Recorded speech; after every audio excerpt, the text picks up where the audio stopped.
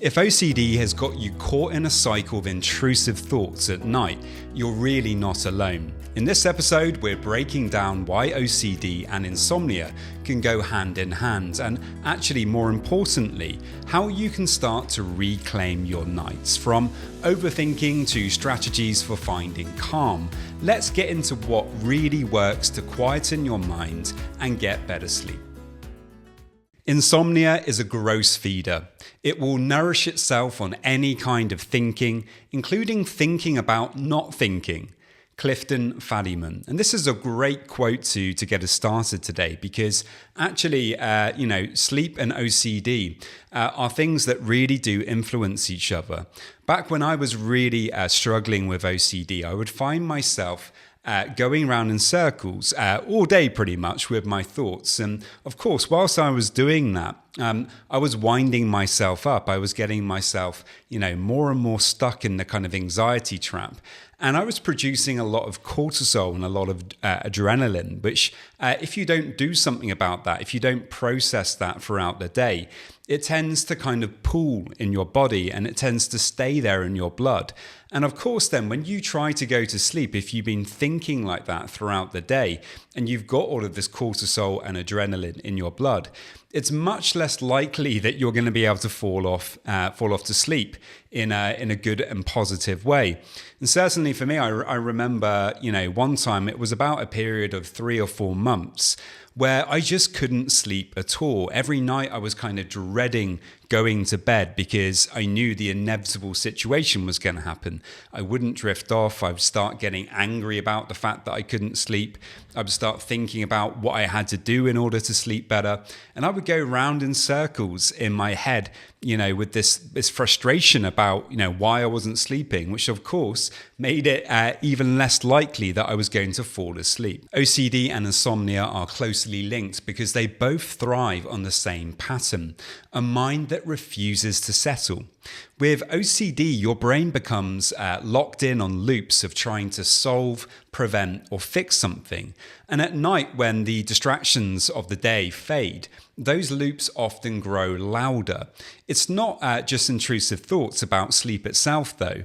Like what if I can't fall asleep? The kinds of things I was struggling with in the past. It's also the compulsions to kind of fix that fear, whether it's checking the clock, analyzing your tiredness, or replaying the day in your head. What makes it even harder is how anxiety fuels this process. When OCD triggers the brain's fight or flight response, your body reacts as if it's actually in danger, keeping you alert when actually you should be winding down. And the more that you try to control this, the more elusive sleep becomes. Instead of relaxing into rest, your mind feels like it has a job to do, protecting you from the imagined threats, even if that might be at 3 a.m. in the morning. And the way forward isn't about controlling the thoughts or forcing sleep. It's about learning to let go of that need for control. Sleep happens naturally when you give yourself permission to stop solving and start being. And, the thoughts might still be there, but they don't have to kind of hold you hostage, which is something that OCD is very, very good at. So rather than go into detail about some of the more obvious things that you can do for sleep, such as managing your thoughts throughout the day so that you remain more calm come the evening, and developing habits like limiting screen time before bed, etc., I'm actually going to offer 2 interesting and powerful approaches that I've actually used and which can be extremely beneficial for sleep. The first is a lifestyle approach that can dramatically improve sleep. And the second is more of a practical intervention that can be utilized whilst you're in bed and struggling to drift off. So when it comes to fighting insomnia, you might not think of plunging into icy cold water or doing intense breathing exercises, but actually that could be part of the solution. And I'm talking here about the Wim Hof Method.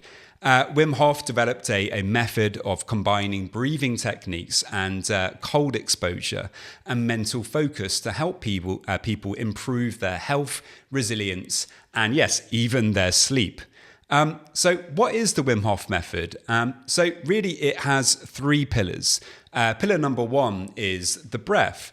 The breath work involves deep rhythmic breathing techniques that actually involve cycles of inhaling deeply and exhaling without fully releasing the breath.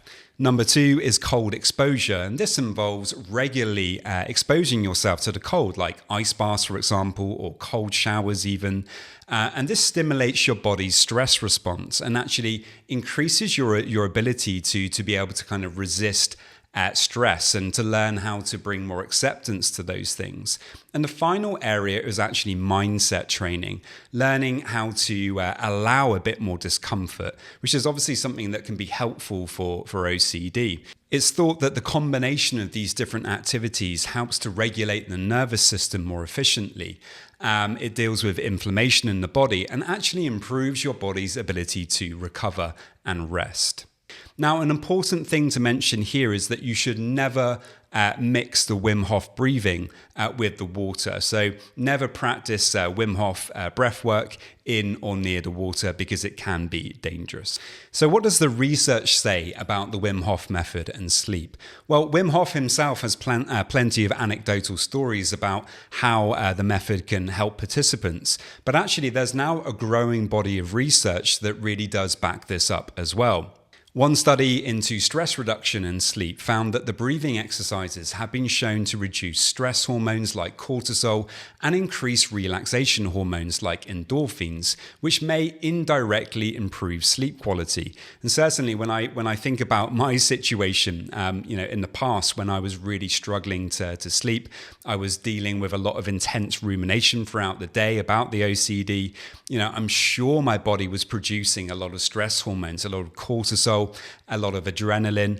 And actually, if something like the Wim Hof method can actually help to regulate those stress hormones and process them, then obviously that's going to be a really beneficial thing for sleep. Another interesting area is body temperature regulation. Cold exposure obviously helps to regulate your body temperature and blood flow, which are crucial for falling asleep and actually staying asleep. This is particularly interesting because cooler body temperatures are linked to deeper sleep stages. Another interesting area is improved resilience. Research published in 2014 found that Wim Hof's breathing techniques could influence the immune system by increasing epinephrine and reducing inflammatory markers in the blood. And while not directly tied to sleep, lower inflammation and improved stress responses can lead to better overall health, including more restful sleep. And while the direct link to insomnia isn't fully established, the Wim Hof method seems to create the kind of conditions, less stress, better resilience, and a healthier body that make sleep much more likely to occur. A word of caution, if you are going to practice the Wim Hof method, make sure you do it in a safe and responsible way. Never do the Wim Hof breathing in or near the water. And if you would like to try it for insomnia, keep in mind that the breathing exercises are energizing, so they might not be the ideal thing to do just before bed. Maybe instead you could consider using the cold exposure or calming aspects of the method earlier in the day to set the stage for better rest. The second tip that I wanted to talk about is actually something that you can do in the moment when you're finding it difficult to fall asleep. And that is a body scan meditation. And this is something that I've used so many times in the past when I've been struggling to drift off.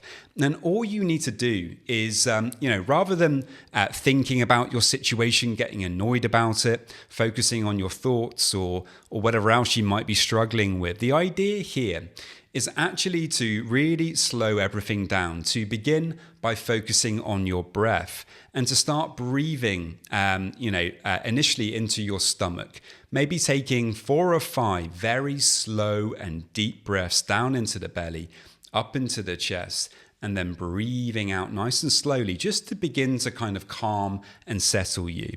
And then next, what you're going to do is you're going to start breathing into each and every body part, starting with your feet. And the idea is to imagine that you're breathing in a white light, and this white light is going to be helping your body to relax.